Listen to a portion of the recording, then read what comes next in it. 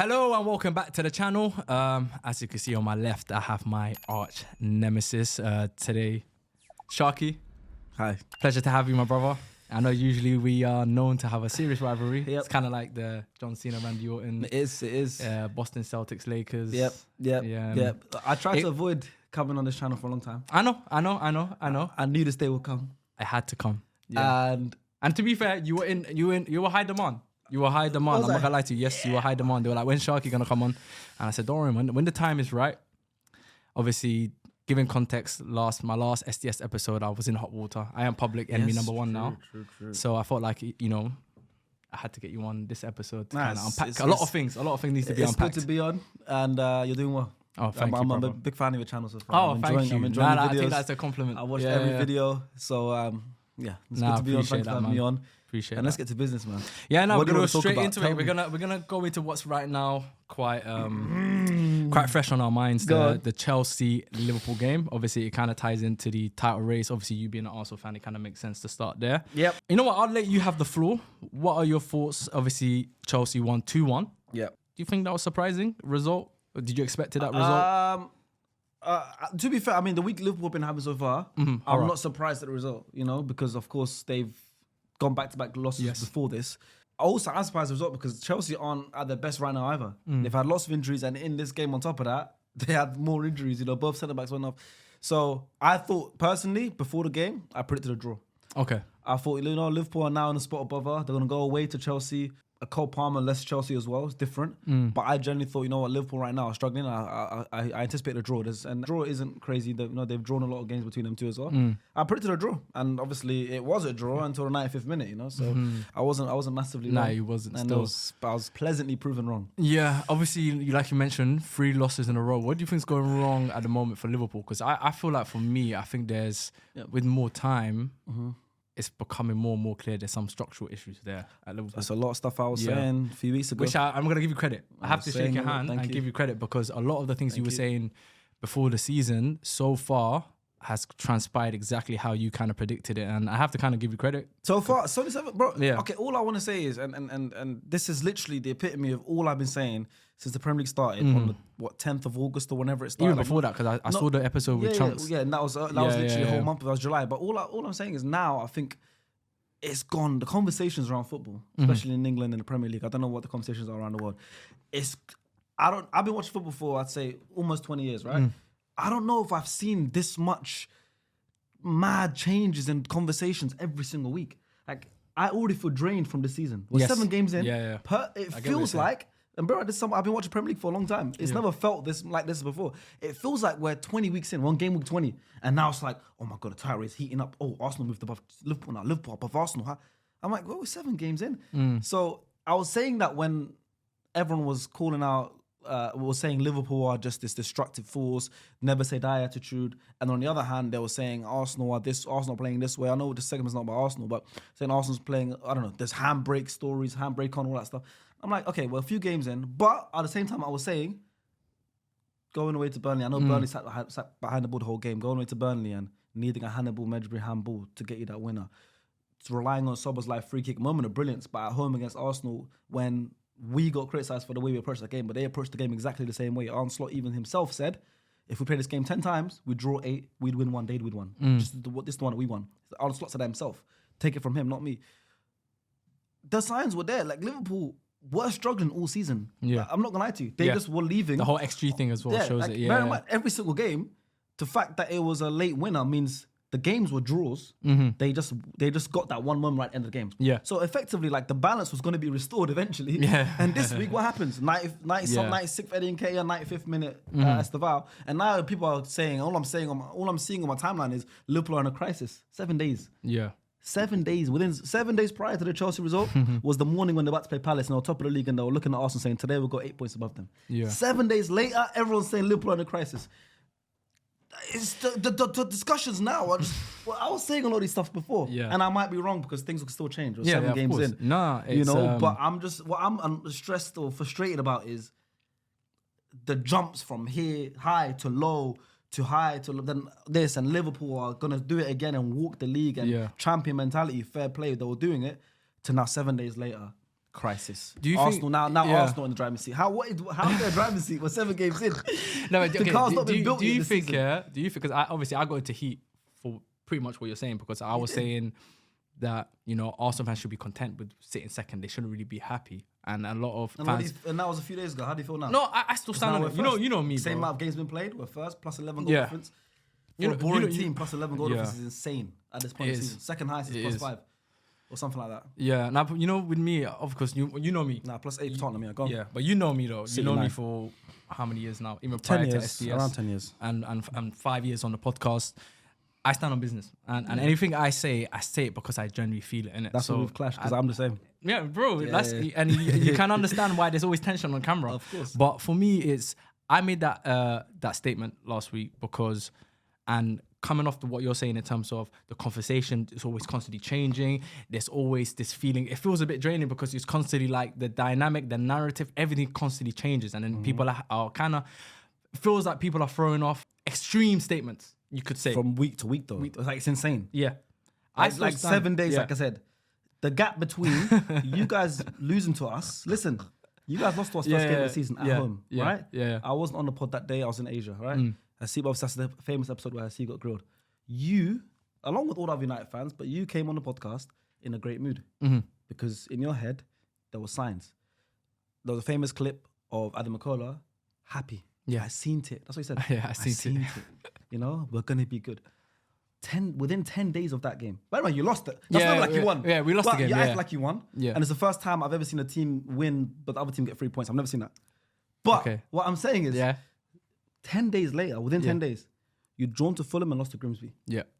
And then it was Amorim out. And even you officially left the Storm within 10 days. And all I'm saying is, now I can't believe how quick it goes from one extreme to the other. There's no thinking of, okay, cool, what's going on, patterns, signs. There's, it takes 7 days now. Liverpool are in a crisis. They're in a crisis now. I've seen the word crisis. 7 days ago, they were going to go 8 points clear, and everyone was saying, oh, Arsenal are handbrakes, this is happening. No. I can't, all I'm tired about is this extreme to extreme. Yeah. And I feel like we're part of it. No, we are. Because we have platforms talking about football. No, facts. And we have a 100%. Voice. 100%. And I understand we have to entertain, but I'm starting to get a bit like annoyed. I hear it, but also where that kind of stems from for me anyway, and I can only speak for myself, and anything I say, I always say it because it's coming from, I genuinely feel it, and I genuinely believe in what I'm saying. The thing is, no matter how much we clash, I agree with that. You don't, there's a little bit of sprinkle of trolling. A little bit, but it's coming from a place where I genuinely do feel what I'm saying, and I do believe in what I am saying. 100%. So when I said last week, in terms of you should be content with sitting in that second position, for me, it was because I've seen how tight title races can become, and I can see how, for example, you guys lost the title on the last day, 2 days to 2 points to City. Yeah. I've also seen last season you guys be completely out of the title race by January. So yes, you could say 6 games. It's not a lot of games have been played. It's still early and there's still points to be won. But for me, I look at it as every game week counts. And I 100% subscribe to that idea as well. I'm not saying that's not the case. I'm not saying when 6 games in, this doesn't matter. Yeah. No, everything matters. Yeah. All I'm saying is, it's pick up the points. But realistically, as long as you're, for example, if we went in, right now we're in first place, I'm over the moon, right? Last week we were second and we were getting told we shouldn't be happy by yourself. But right now we're first place, I'm happy. We're seven games in. Within those 7 games, like everyone knows now, within those 7 games, we've gone away to Old Trafford, ticked off. We're not going to Trafford again in the league. We've gone away to Anfield. We're not doing Anfield again in the league. Thank you very much. Yeah. We've gone St. James's Park. We're not going there again. And City, throw City in there as well, right? We've done that. They're gone. And obviously we were second last week with 2 points behind Liverpool, and I'm hearing crazy things. Now we're first. Keep picking up these points. I want to win every single game. Like, obviously I want to win every single game, but my thing is, if we got to January and we were second by 2 points, I still wouldn't be stressed, because the season realistically really, really gets interesting from January to May. Yes. Ballon d'Ors have been won by players from January to May. PSG, the team that was seen as the best club football, turned around in January. Football, they just won in the Ballon d'Or ceremony the best men's team. Arsenal won best women's team, obviously, because we won the Champions League. But PSG won best men's team.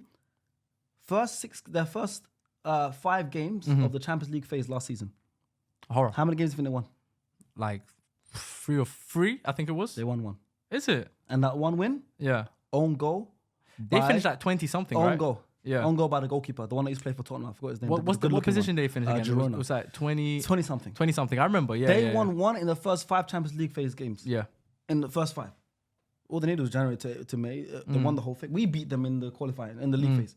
All I'm saying is, yes, keep winning, but why would I panic if we're second, 2 points behind Liverpool, 6 games gone, and we've ticked off 3 of the top 5 hardest stadiums in Premier League football for me to go away to? Why would I be stressed? Yeah. But the problem is now the conversation is going from there to there to there to there. But and my thing is not about, we're on Liverpool, Chelsea. Yeah, of course. No, of course. Nah, we can, and Liverpool, we kind of have to touch on their crisis. What do you think about this? I think this week they're having.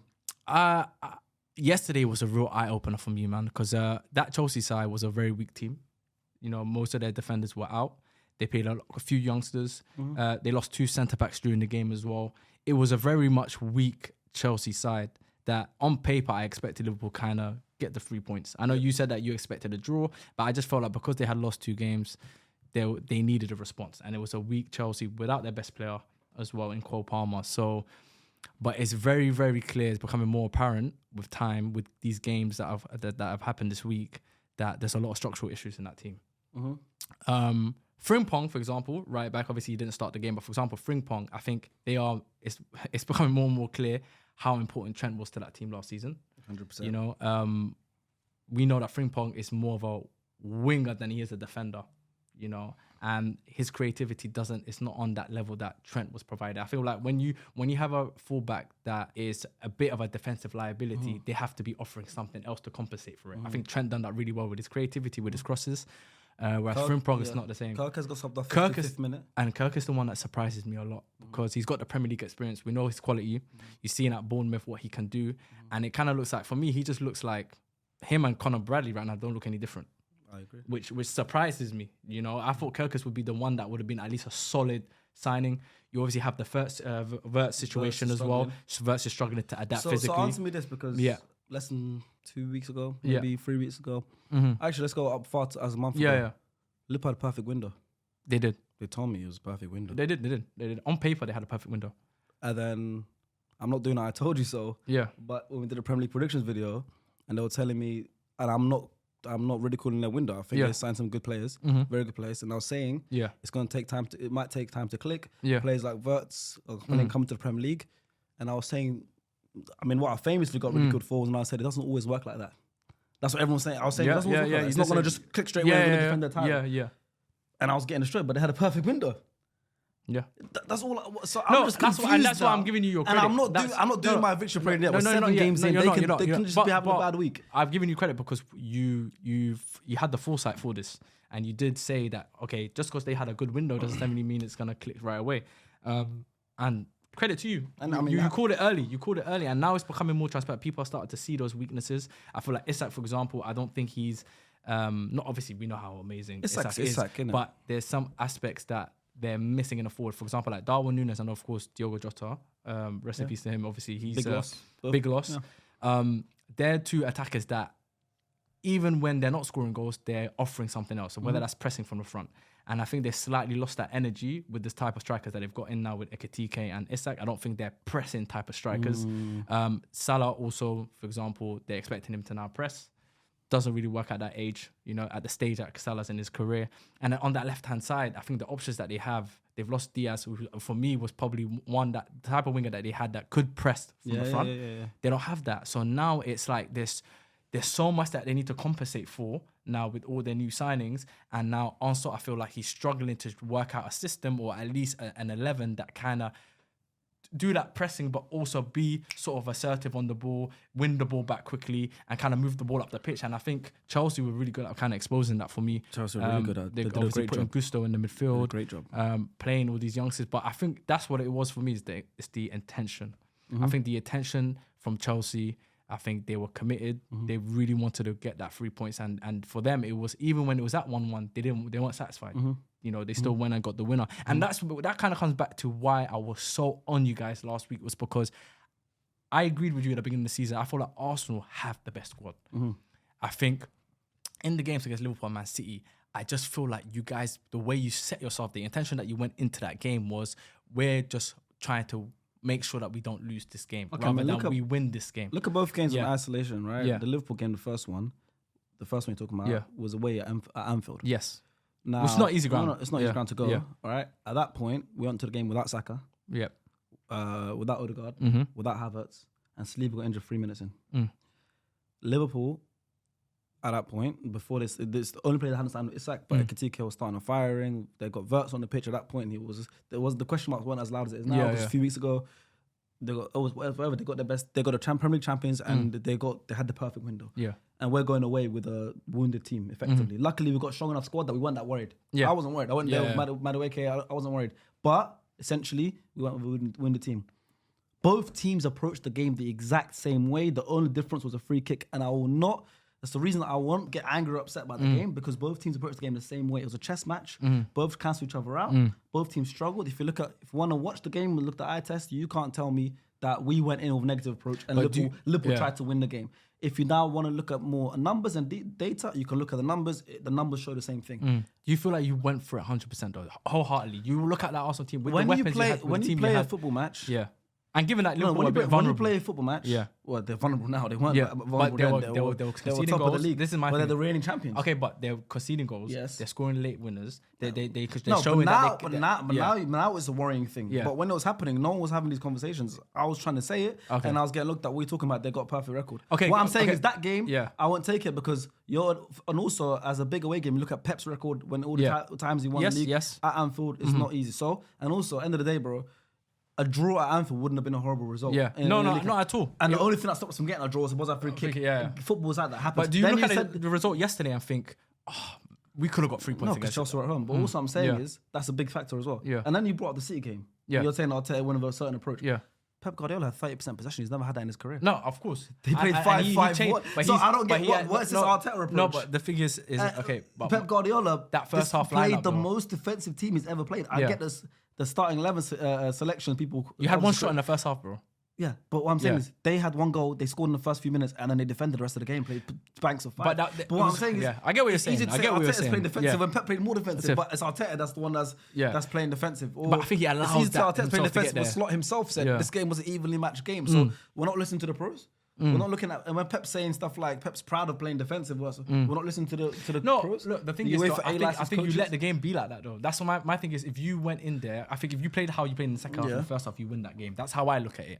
Against City. Okay. I feel like with Liverpool, if you came with more intention, we're trying to get the goal, we're trying to win from the get-go, I think you win that game. Okay, that's how I look at it. Okay, so but in hindsight, it's not the worst result in the world. But in hindsight, we're 7 games in, we're top of the league. And you have to give respect. And we've come out of those games. Yeah. We played Liverpool, City, and United, and whatever. So Newcastle away. Yeah. So I just think you would have more of a cushion space if you got those wins against Liverpool and Man City. Because I think at this current moment, you're the best team in terms of squad wise. And I just feel like you would have given, because of how volatile the Premier League is now and how you've lost the title on the last day, how things can change so quickly. You want to get as much of a cushion and as much of space as you can. And if you could take the points off those title rivals immediately, that will give you the breathing space. So in case you lose to a game like West Ham or... which is going to happen. Which is going to happen eventually. It's not the worst case because you built that cushion. Right now, from first to fourth, there's only 3 points difference. One game we can change everything. 7 games in, that's not abnormal. Of course. Do you believe in weight of fixtures? I don't believe in the weight of fixtures. I believe in every game week counting. Of course. So and even 7 game weeks in, us being first, but the way of fixtures is important because everyone plays everyone. Because everyone can beat everyone now. Everyone plays everyone, right? No one can avoid a team. Yes. We're going to play Aston Villa, you're going to play Aston Villa. We're going to play them home, Yes. we're going to play them at home. We're going to have the same fixture, just different time of the season. But it's still an important thing because I might play in Aston Villa right now who have lost, who are one of the relegation zones. You might play Aston Villa in February when they go all correct and now they're flying. It's not that same Aston Villa Of course, playing. yes. So things can change, depending on when you play teams and all that stuff is important. Before the season, if you said to me, 7 games in, I saw the schedule and I saw Arsenal's schedule, I saw Liverpool's schedule. And of course, now we know Bournemouth are a good team and Crystal Palace are a good side. But if you said to me, Liverpool are going to go play Bournemouth at home, Newcastle away, tough game. Arsenal, regardless, it's a tough game for both teams. Burnley, Everton, Southampton, Palace, and Chelsea. And then you told me Arsenal have the fixture that we had, which was United away, Leeds, Liverpool away, and also home and away is important in terms of the weight of the fixture as well. Forest, Man City, Newcastle away, West Ham. And he looked at me and he said, yo, but after those games, by the way, you're going to be in first place in seven games in. First place, above the reigning champions, above the team that had the best window, above the team that signed not only the transfer record in Premier League history, the second as well, by the way, in the same window. Yeah, in the same window, yeah. You're going to be above them. And also, you're doing it in better fashion. Every single, and if we go all competitions, on top of the 7 Premier League games we played a League Cup game, we played 2 Champions League games. We've not conceded more than 1 goal in any single game this season. And everyone's saying we're a pragmatic team, handbrakes are on. We've got a plus 11 goal difference. We scored 14 goals. We scored after man's, we're the second highest team and scoring team in the whole league. So then I'm just like, everything we've done right. We've conceded the least and we've scored second highest goals. We've gone away to Bilbao, tough ground. We've done this. We've gone away to Anfield. We've come out unscathed. Where haven't conceded the goal in the Champions League so far. We've won both games. We're top of the Premier League. We have the strongest squad. And on top of that, while I'm saying that, Saka's missed games. Havertz hasn't been here since the first game, by the way. Odegaard's gone down 3 games this season. Saliba went down for a game and missed 2 games. We've 1 game Rice on the bench, 1 game Zubmen is on the bench. Mascara's coming in and playing for us. Everything's functioning right now. With the injuries. Now imagine in December, we keep this first, second cat and mouse chase of Liverpool. Maybe we're 2 points clear. And then we have a off week and we draw a game. They go above. But then in December, Havertz comes back to this team. Madueke comes back to this team. Jesus, if he wants to come in and give us 2 months of special stuff, comes into this team. That's when I think the separation creates. But it's a long season with 7 games in. I'm very happy. And when you say stuff like, with the context, you shouldn't be happy. I don't subscribe. I don't understand that. That's the only thing I'm saying. That's what the difference is. I think, because I'm like, we're top of the league after 7 games with the fixtures we've had and the injuries against a mammoth like Liverpool who just won the league and just had the perfect window. Everyone was saying, you know, and have champions mentality and they're beating everyone in the last minute and they're running around. So good on them, and they're probably going to be thereabouts end of the season. But I generally believe, and I said it in July before anyone signed anyone. And I said it the first game of the season, I'm saying it 7 games in. I'll change it. I completely hear it. I think where I maybe have to put my hands up and maybe say, maybe I got it wrong, was maybe me saying Liverpool fixture list was similar to you lots. And I think maybe that's where I kind of maybe got it wrong. But I still stand on what I say, because I just feel like... I still stand I'm going to stand on it, bro. You know one thing about me, I stand on what I say. Last season, we had this little conversation, a similar conversation when it was 10 games in. You know, and we had that kind of same conversation. And I stuck to my guns. I was like, you know what? I can sense what's happening, and I'm gonna stick to my guns. And I'm gonna stick to my guns for now, because I do think, in terms of my statement last week, in terms of you shouldn't have been happy with sitting at second. I think you should be content, but not happy. So game week 6, we were second, we shouldn't have been happy. You know, game week content. 7, I said content. Game week 7 now, should we be happy where we are in the league? Absolutely. Now you should be happy. So 1 week changes. Game week 6, game week 7. No, game week 8, if we drop second again. No, but my thing is more about the cushioning. I think you would have been in a much better position had you had that cushioning just by simply beating Liverpool and Man City, who I just think you're better than. That's the simple reality, bro. I just think you could have beaten them, but obviously I know we've been going back and forth a lot on this.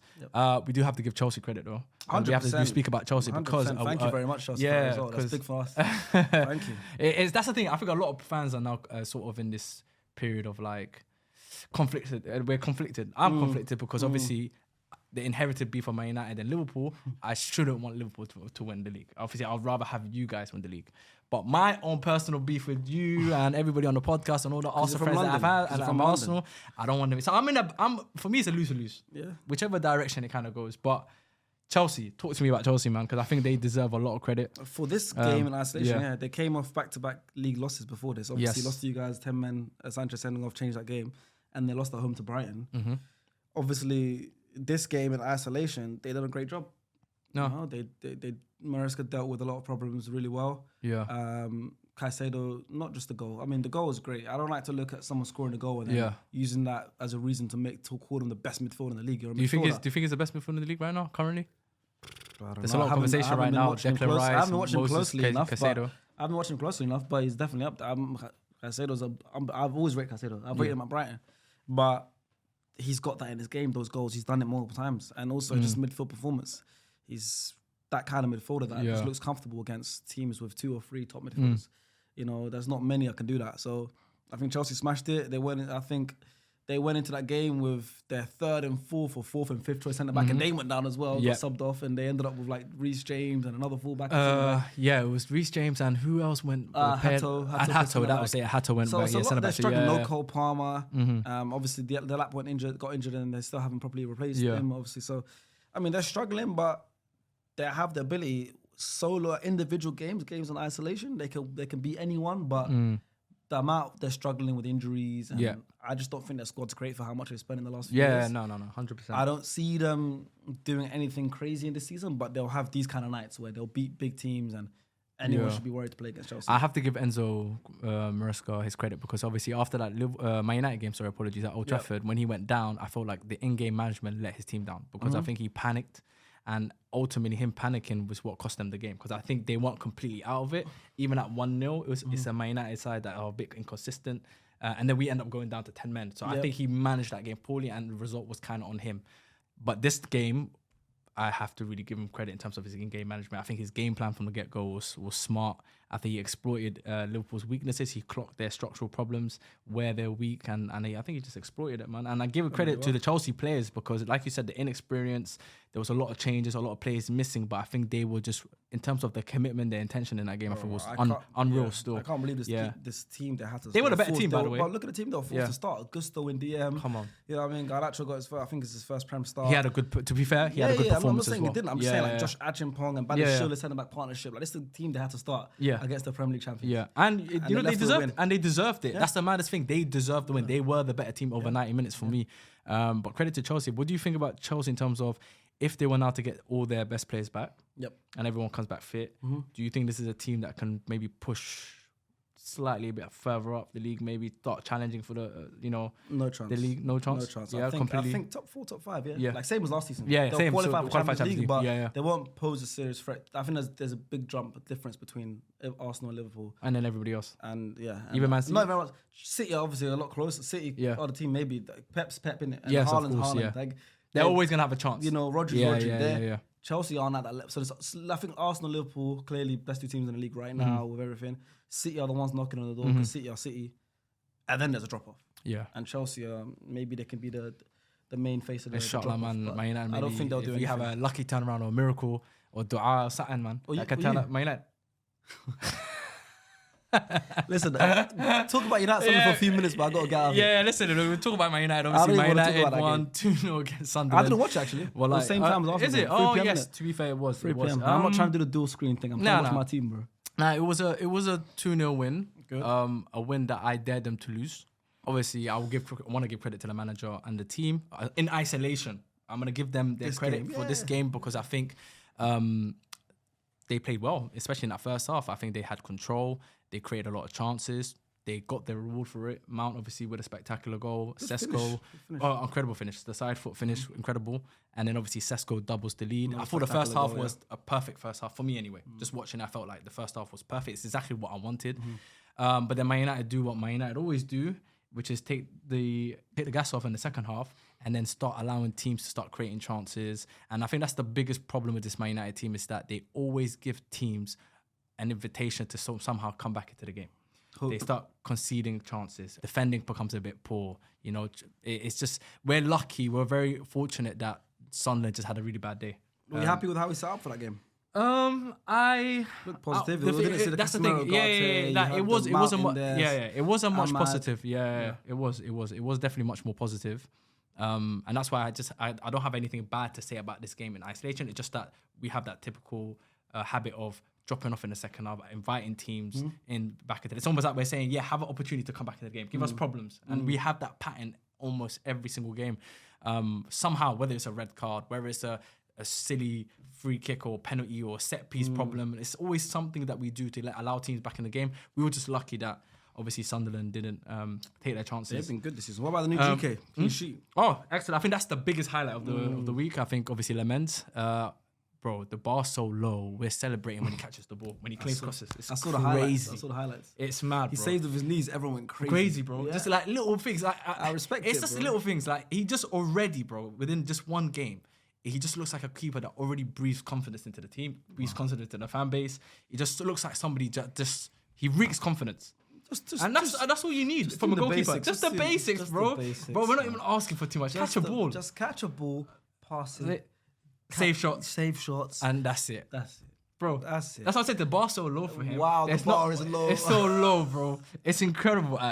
But credit to him, he had a good debut. Clean sheet for a debut as well. With this Man United team that currently concedes goals.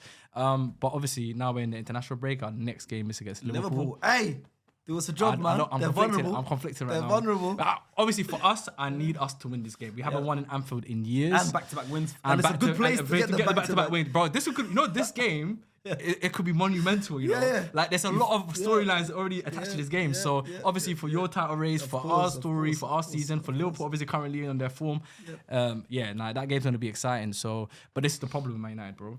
Yeah. And we've seen this pattern. It's the inconsistency, bro. It's the inconsistency of performance. We play well against Arsenal. We then have a horrible performance against Fulham and Grimsby. Well, not horrible against Fulham, but not the greatest of performances. Then we have that horror defeat against Grimsby. We then win against Burnley. Just about. Then we, lose embarrassingly against City. Then we beat Chelsea. And then we lose embarrassingly against Brentford. And then now we win against Sunderland. Do you understand the frustration? There's no consistency, Yeah, sometimes maybe you should. You win one, you lose one. You win one, and that's you the win problem. one, and you're like, and you think you're gonna get back-to-back wins, and this is the problem. So I'm kind of, in some weird way, I'm excited for the game, but I'm also dreading the game at the same time. I think you could finally do the back-to-back because it won't feel like back-to-back. There's a 2-week international break. Yes. So maybe back-to-back. That game was so long ago. Maybe it's a fresh game. Psychological advantage. Yes. You're right. It might be. If it's back-to-back straight after a week, you're still tweaking from the win last week. I can't believe we won. Yeah. It's now true. You panic. Now it doesn't feel like they're gonna go. Everyone's gonna go wait international break. So everyone forgets to win. You beat Liverpool and like, oh wait. We're going back to back. I like the way you're thinking. That's why I think you can do it. I like the way you're thinking, man. I need you guys to win still anyways. So that's it. Big up to this guy as well. No, big. I'm not gonna lie to you. Good game from him. I think the goal was excellent. Top 5 bang night, number 7s. There's not much of a list, to be honest with you. There's the greatest. Well, he's probably touching. George Best, Cristiano Ronaldo, Eric Cantona. No, I'm saying since Ronaldo. That's the way I look at it. No, I'm saying all time. All time. No, he's not. Man. You lost your mind. Good player, but. And he'll probably say it himself. I think I still want more from him. Very happy for him. I still need more from him. I still want more from him. I need the consistency, the availability. There is a player there. It's just a matter of can we see on a regular basis. Sure. So I'm not gonna get too excited. Yeah. I'll tell him, don't get too excited. Maybe you could pass on that message. Don't get too excited. We need consistency. Congratulations. I want to send him congratulations. Yeah, send him congratulations. Say to him, I told him that though. Keep getting excited. But tell him I told him that. I told him. Me personally, I said, don't get too excited. I need you to keep doing that all season. Okay. So do I, to be fair. Yeah, but anyways, that was a good conversation, man. We don't have this type of conversation often on SDS. I feel like a civilized conversation where we listen to each other and Yeah, but do you know what it is? As well, low key. Do you know what it is? Low key. What? I feel like the others kind of egg it on. 100%. Yeah, they egg it on. I clocked it. Yeah, because we can actually have a civilized conversation. It's mad, isn't it? But there's times where you've tweaked. There's times where I've tweaked. 100%. And you know what I mean. But I think 100%. It's gonna happen at some point in the season. 7 games in, 100%. There will be something will happen, and so it's always that fight. Because John and Randy would have been friends at times. Yeah. And then they've had crazy moments at times as well. Storylines, so it just depends on the storyline. Do you know what I mean? So it could happen. It may not. Let's see. But for now, we're good, and it's good to be here. Yeah, I appreciate you coming on, my brother. Obviously, you guys know who this is, Sharky. I will put your socials in the description. They don't know who he is already. Yeah, I'll put SDS actually. I will do that, but definitely. So until next time, peace.